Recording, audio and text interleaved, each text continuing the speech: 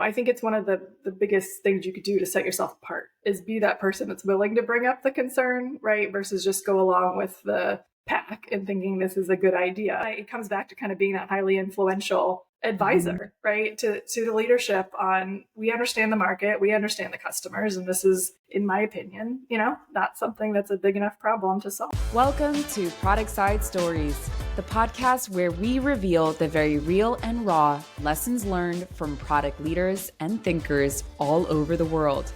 I'm your host, Rena Lexon, CEO of ProductSide.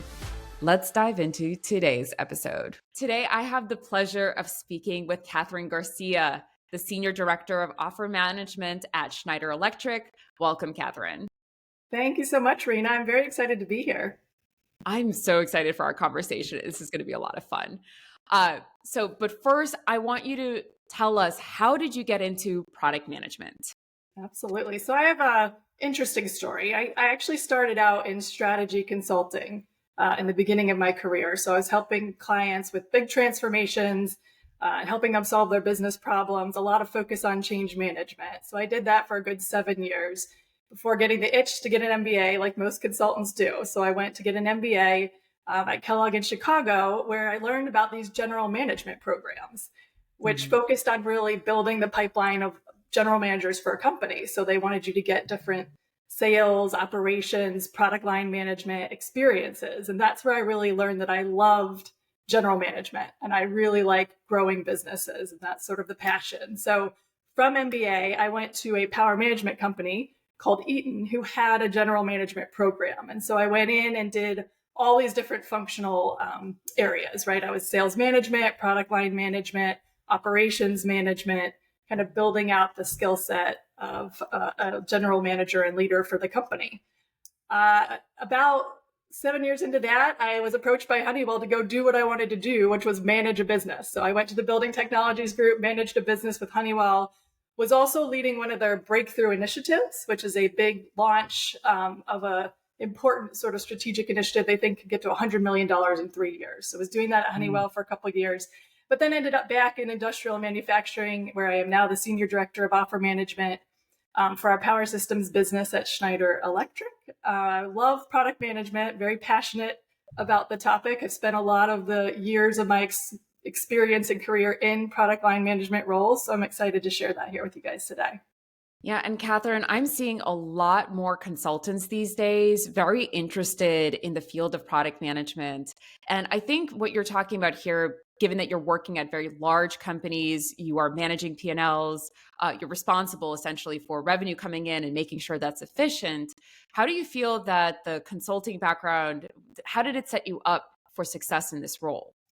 Yeah, I think strategy or consulting in general is a lot about solving problems, right, for customers and clients, and they're helping more on the strategic side of things. But I think it's the same mindset when you're looking at product management. So you're kind of going in and diving into what are the customer problems that we need to solve and the job to get done. So I think strategy or consulting in general really sets you up to just understand and the general approach to, like, how do I solve a problem? And that's, consulting really has a lot of frameworks, ability to go in and quickly ramp up, right, and understand a situation. How do you get the right documents to understand, what's happening and do the research necessary to understand the market? And so I think, strategy consulting is very closely and a good feeder into these product line management roles. I also like that when you are a consultant, you come in with this almost like, I need to do the research. So you come in with a fresh perspective of, I need to ask a lot of people what's going on. I need to then investigate the problem, versus I think there are a lot of product managers who kind of grow up in the business. And sometimes the negative aspect of that is, okay, as a consultant, you might not have that business background of being in that industry for a long time, but you're learning, versus somebody in the industry might have a lot of assumptions that they're not realizing are assumptions. That happens quite a bit. Absolutely. Yeah. No, I think being curious, and that is a big part of consulting, right? You're kind of coming in and the first thing you do is a bunch of interviews, right, with the people in the business to understand. And a lot of times they know more than you, right? So it's, as a consultant, you're more gathering the intel and you're providing that external view, right, that some might be too close to that are in the business today. And I do think that's very closely aligned with what a product manager should be able to do, is to be able to go in and get the functional input from all the different players and then put that together to create the vision and story and roadmap for what needs to happen. Yeah. So in a way, staying curious and then being able to facilitate just or communicate with all of these different stakeholders, that's very much what product managers and also Mhm. product leaders need to do. Okay. So you mentioned also this, I don't think I can record a single podcast episode without talking about customer problems because that is so core to the product manager job. But to that point, customer problems, I'm seeing that a lot of people, we talk about it, but do we invest the time to really understand what are those problems? What are valuable problems to be solved? Yeah. And do you see that, especially since you work in large organizations, how, what is a valuable customer problem to be solved? Because you're talking about $100 million, right? So the initiatives that you need to solve need to, I mean, how do you make a dent in something when you're trying to go after $100 million opportunity? Yeah. And I will say in some of these bigger companies, like there has been a lot of times I've seen R&D investment money put in on a big effort, right? And at the end of the day, it's not successful. And a lot of times it goes back to the fact that there wasn't the right discovery or customer interaction in the beginning to really prove that we were solving a problem big enough for a customer to really, buy the product in the end, right? And at the end of the day, that's what we want to do, is solve a problem that's big enough for a customer to actually be willing to purchase the solution. And so I think when you start in the beginning and making sure that you're not really just checking the boxes of, yes, we've done voice of the customer and we've Mhm. talked to 2 or 3 people. And because a lot of times you could be, we feel like we're getting our answers validated. Like we have a hypothesis, right? And we're going to go and we're going to prove that we're right. And then we Mhm. march down that path. And that is not what your discovery should be, right? It really needs to be honest, truthful, working with customers and understanding how they're interacting in this, space, or the product that we're trying to solve, the problem we're trying to solve for, to make sure you're really solving a problem that they're willing to pay for the product at the end. So, Katheron, okay, so we talk a lot about confirmation bias, and I want to get back to the big problem, I think, at large organizations of finding a problem big enough, and then like how do you then create? Sometimes that stalls innovation, right? That's, I think, I want to get back to that. But first, confirmation bias, we see it a lot. It's you have a hypothesis and you can't help it. It's only human. You want to be right. Yeah. Uh, have you found any tactics that help you avoid confirmation bias? Absolutely. So I think the biggest one is to not go to your typical customers. I think we all Ooh. have a tendency to go to the customers that love our companies, right? And like are going to say that, yes, anything you're developing is an awesome solution and something that we're going to purchase, right? But that's not the market. So it's important to find customers that don't buy from you. Ones that, you're not the go-to every single time we're starting a R&D effort, right? You got to get a very vast group of customers in the discussion to really validate kind of what you're working on. And some of the best ways that I've seen to develop products in general is to co-develop. Like have a customer or 2 customers that are working with you on the solution because it is that big of a problem, right? That they're willing to invest the time all the way through the development. Has worked really well. I love that idea of making sure that you have multiple voices represented in your user research and going to people who are not your fans, right? So the other way that I like to talk about it is try to create hypotheses or experiments rather, where you're trying to disprove your hypothesis. Mm-hmm. Right. So how do you structure it? So I feel like putting yourself in a different framing often also helps reduce the confirmation bias. Okay, so that's a double-edged sword, what you just said, of having a couple of your customers so invested in solving this problem that they're going to work with you throughout.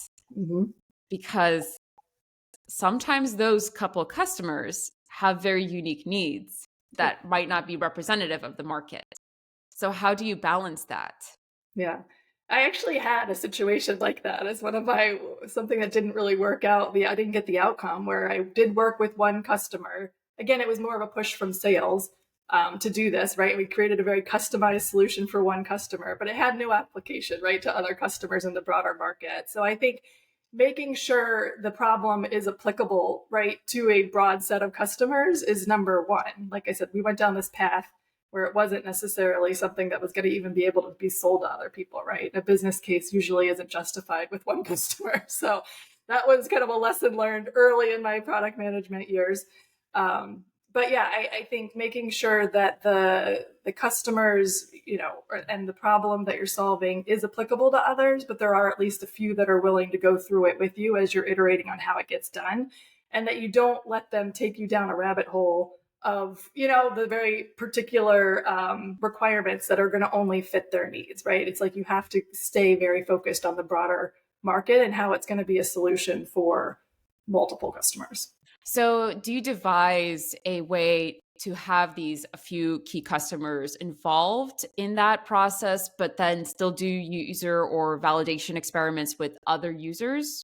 Yeah, you can. And yeah, we have. So we certainly have a couple that are like in the beginning phases. They're sort of helping to launch the idea and what it's going to look like, working on developing the solution. And then once you're down a path, not fully, but at least somewhere where you have some prototype MVP you could show, I think you bring in other customers, right? So you could have kind of a customer council to give feedback. There's different ways you could do that, but to certainly take it to the market and test it with some of these other customers to make sure you're not missing something or you haven't gone down a path of, we're only serving one specific customer or segment. Yeah, Katheron, I think it's super valuable. And something that we do at ProductSide is something we call test and learns. And we have this, we announced it. We have a forum where product leaders, product managers can fill it out, and then they can be invited to shorter form test and learns.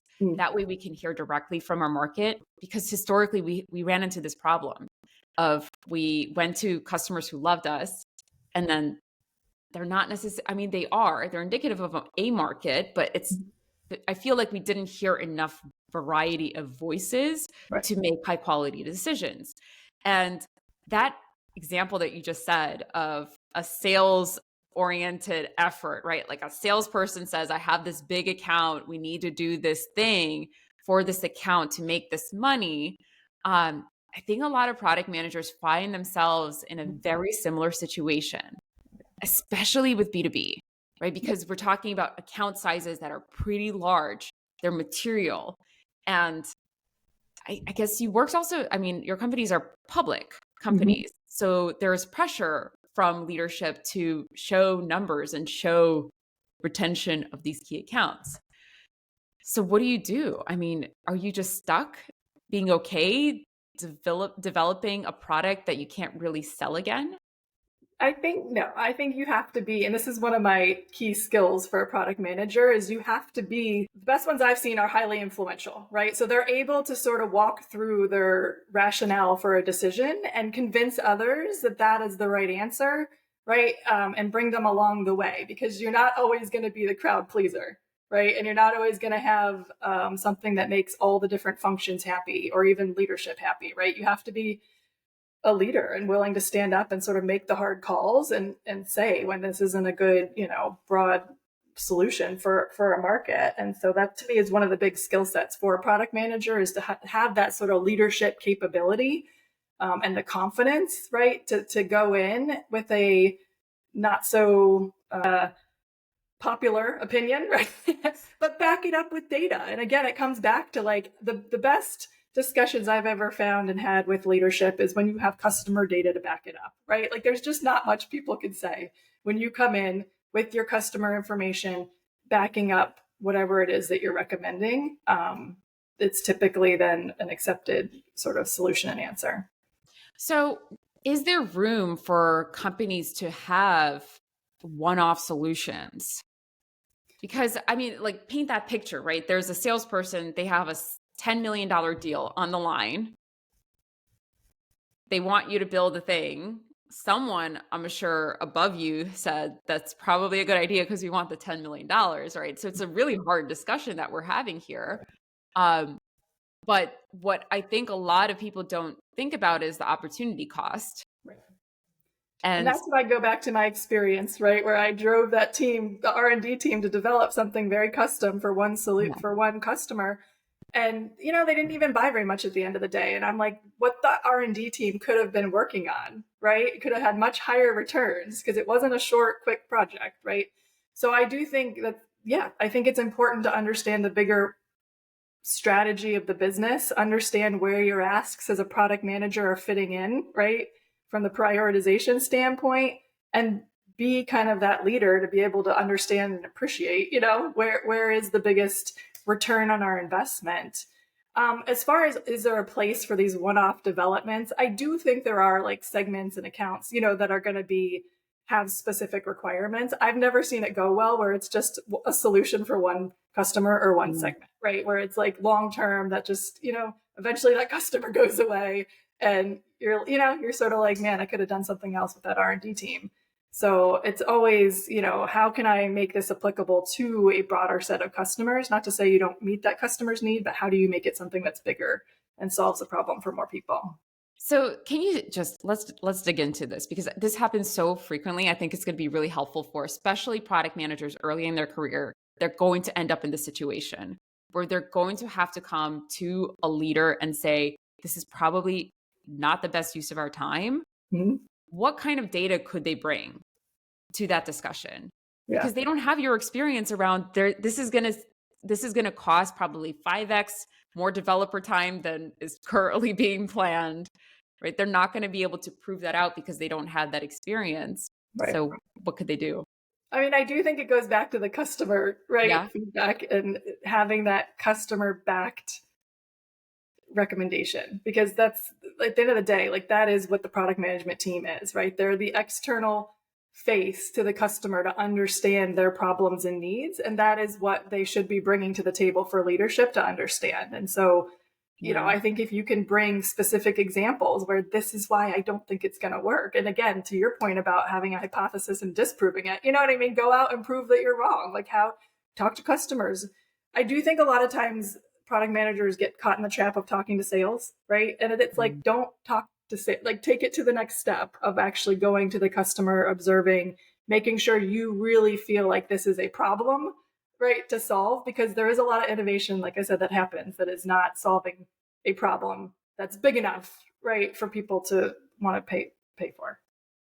Yeah, I like what you were saying. If I think about it, what I'm hearing you say is, one is make sure that there's a strategy known by the team, because that's usually what product managers can use to say no to things. Mm-hmm. Because if you can say our business is trying to move here and this doesn't get us there, that's one proof point.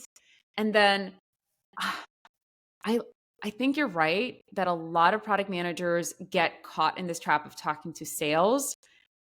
They're not, what do we call it? Like getting out of the building and actually talking to the customers. Right. But we're also not seeing a lot of companies know, or rather invest that time in that discovery process. Mm-hmm. And so if it's not something that the company is doing or investing in, it's essentially, it's like a muscle that's not developed. Right. So do you see that also with companies around basically not really investing time and energy into developing a really strong discovery and market research process? I would agree with that. It's not a lot. There are things you can do like customer councils, and there are some companies that I've been at that do it really well. Like they take the product management function very seriously, and it's, it's not just checking a box. It's they have customers coming in every quarter, right, to like talk about the latest innovations and give feedback. So you can just tell when it's sort of like there is a true investment in developing solutions that are going to solve problems for customers versus, maybe we're just getting the product managers going out on their own to do some voice of the customer, right, with a customer, but that's not, really enough to truly understand and give the time and investment needed. So I think there are ways to do it. I have seen companies that have been, do it well and put in the money. And a lot of it is around like these customer sessions where they're putting in the money to have customers come in, and showcase what it is that they're working on, but not just showing the latest innovations, but getting the feedback on it, right? Using it as time to get a couple of those customers in early in the development to start getting the feedback that you need to really validate that you're heading in the right direction. Okay, so I think you and I can both agree that this work is really valuable, and companies should be investing in discovery process, really strong market research, really strong validation practices as well. But time and time again, I mean, we see it a lot at ProductSide where teams are building products that are not validated, that are on someone's wish list sometimes, like some leader executive wish list of they got influenced by one big customer, kind of similar to that story that you were telling with your salesperson influencing you on one customer account, and they end up with a huge amount of development costs, a huge amount of opportunity costs that they can't even measure, and they keep doing it. Mm-hmm. Right? These companies, they keep not investing in the discovery process that we're talking about. Why do you think that is? Like, why would somebody keep doing the things that might not be beneficial for their long-term growth? Yeah. I don't think they realize, I think they do think they're doing the right things, because it's certainly not like there's no investigation done or there's no data right on the market. But I think it's just really more about the level to which it goes in, down. And I think as leaders in product management, we should be the ones making sure that process is in place, right? We're getting the right levels of customer feedback and validation throughout to really show that it's going to do well once it hits the market. Because too many times, like I said, it's been sort of something that was cooked up, sounded great on paper, right? Mm-hmm. And then didn't really get the traction that the company was expecting to see. So yeah, I think the leadership team, it's on them really to make sure that process is in place to get the right customer feedback. And I think the leaders in the company just think it's there, because again, it's not like there's no data, right? In the initial discovery phase, it's just to what level have they gone and really, investigated. I've also think that I do wonder, this is just complete hypothesis just from seeing this story play out so many times. I think sometimes product managers and leadership of the organization need to have more communication. Mm-hmm. It feels like a power imbalance, because a product manager, when they're talking to a really senior executive, and they might have these thoughts around, this is unvalidated, this is like influenced by one customer, this is not going to work, they're not voicing it. Mm-hmm. And I actually think that most senior executives would benefit and want to hear the data disproving their idea, because people have ideas all the time. Right. What I think a lot of like that communication or that conversation doesn't happen.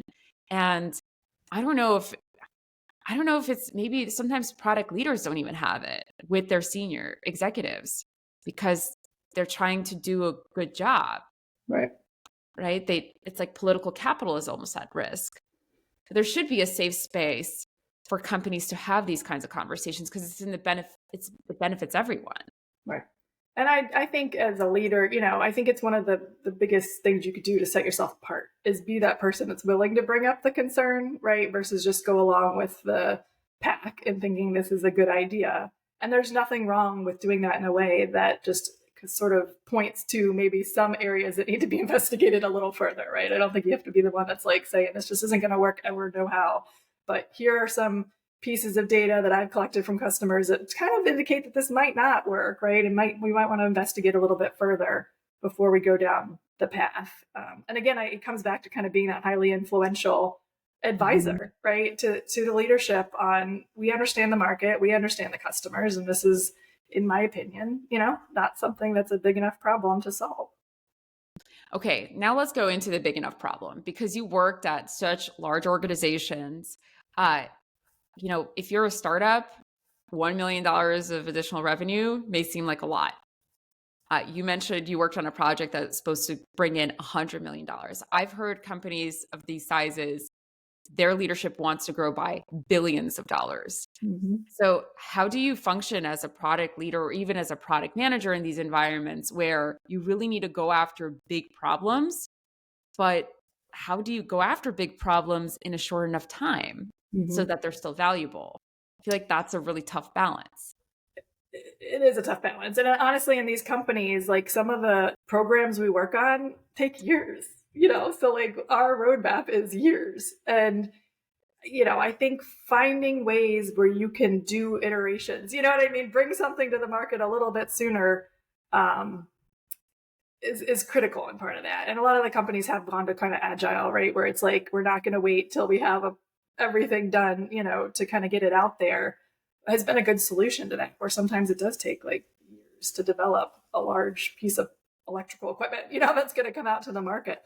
But yeah, again, it's kind of, how do you identify what those differentiators are going to be, or the real problem solvers, right? That you can incorporate that maybe don't extend your timeline, but are still going to deliver value to the customer, kind of delight the customer along the way, to help kind of solve the problem. But sometimes you might be in a situation where, because it takes so long, new technology might come out, as a hypothetical, right? Or something that you're counting on could become obsolete, especially with manufacturing, right? So you always have to be paying attention about suppliers and their plans. And pivoting becomes more and more expensive the more time passes. Yeah, it does. And I mean, I've been a part of that as well, right? Where it's like these long programs, by the time you get to market, you haven't looked back at what the initial assumptions and plans were, and the market's changed, right? Like, things are different. It is now a different situation than it was 3 years ago.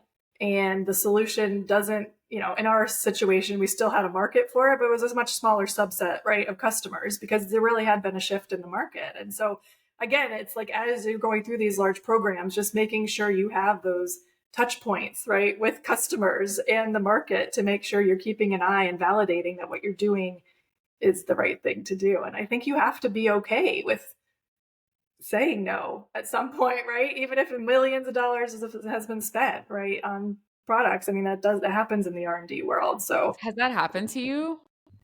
Where we've said no? Oh yeah. Yeah, where you've said no after, so much investment. Yeah. Hopefully it wasn't as big as some of these other projects we've worked on. But yeah, definitely. Like, I think, and again, you have to have the courage to sort of say that.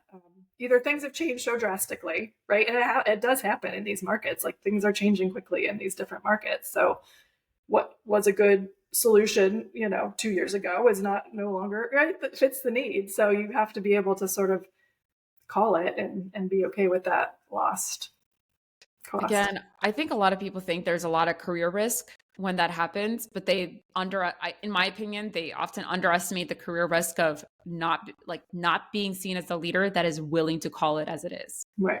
Not having that hard conversation.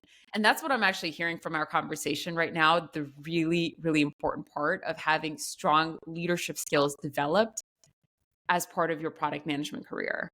Yeah. And that's why I think product management is such a great, and most like general management, because you're driving the top line and bottom line programs for the business, right? So it is very much like general management. And I think in that type of role, it's leaders, right? It's people that are willing to go in and drive and lead, and not afraid to make some hard choices, because you're also responsible for the life cycle of that product, right? So there might be a situation where it's no longer relevant, right? Or it's hit its prime.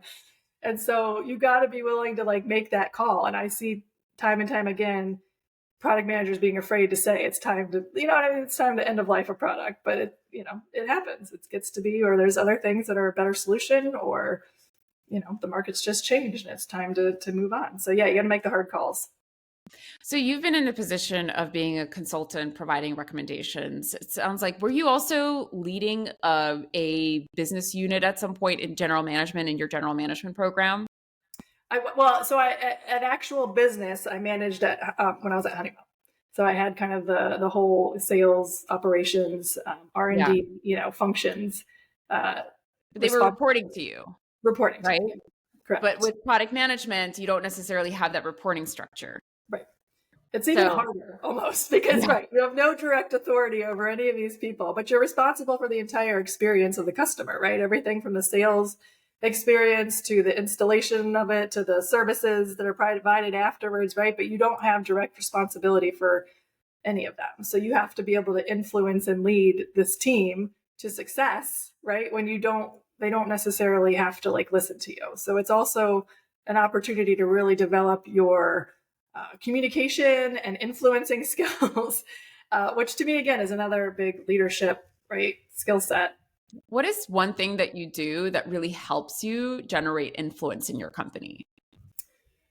I would say just how you collaborate. And especially in like some of these bigger companies, there's a lot of matrix, right? A lot of different functions and like people that are somewhat involved with what you're doing. And so making sure you're over communicating with this group of stakeholders to keep them, up to speed, somewhat engaged, right? Like making sure they have a chance to give feedback and input to what you're working on has been the biggest path to success for me. I see a product manager as sort of a unifier of all these different functions, and the person bringing them all together and understanding kind of what is the vision, where are we going, and how are we going to get there. If you can get people on board with that, and it's usually through communication and over communication, then you'll be successful. Have you established rhythms or communication rhythms rather at your company, like I don't know, product newsletter, a weekly team call? I don't know. I'm just asking with stakeholders. So what has worked for you for increasing communication? Yeah, I mean, again, it's really mapping out who are the stakeholders, because at some companies it's just the list is endless. There's a very long list of people that care and could impact, right, decisions that are made on your product line. So identifying who they are and then making sure you have, the cadences set up. So you're going to have your project team, right, who's going to have some of the core functions already in there, where that's an opportunity for you to communicate, right? But then you're also going to want to have upward, briefings with your manager and their leadership on what's going on. So what's the cadence that you're going to do that? You're going to want to have a direct relationship with each of these functions, so you might even want to have a one-on-one, right, every so often with each of the leads in sales, marketing, finance, to make sure that you're just building that relationship and keeping people up to date on their area, right, of criticality to keep things moving. Yeah, we find that the stakeholder management piece, it comes up, I think 10 out of 10 times. It's just consistent because there are just so many people. You have to make sure that there are no surprises, Right. especially to senior champions of your product. So I think it's the second or third exercise that we go into in our course, because it's like foundational. You have to do this. You have to have a mapping.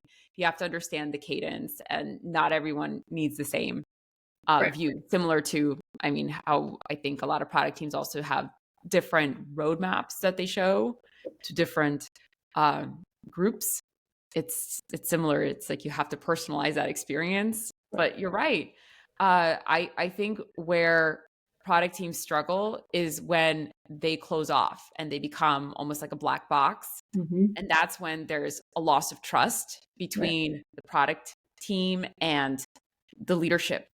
It's almost always a breakdown because people are not talking. Similar to how we were saying, like, you have to make room for these conversations to happen. So you need to have that relationship built.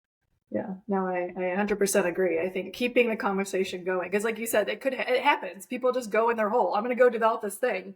They show up 5 months later and it's like, like that's just not, you don't want people getting on your gate reviews, right? And having something come up that you just had no idea, right, was an issue. So it's like everything, and this goes back to consulting with the change management piece of it. It's like, find your change agents, right?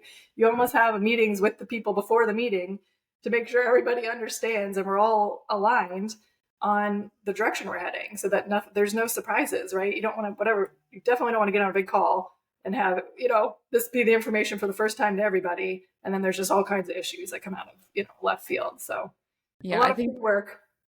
I think that term, I love this term, the Japanese term called nemawashi, which is that the meeting before the meeting, Yes. Right? Though I will say, and I do want to bring this up because this does happen. I hear this often. Also, don't be surprised when people act differently in one-on-ones versus a group setting.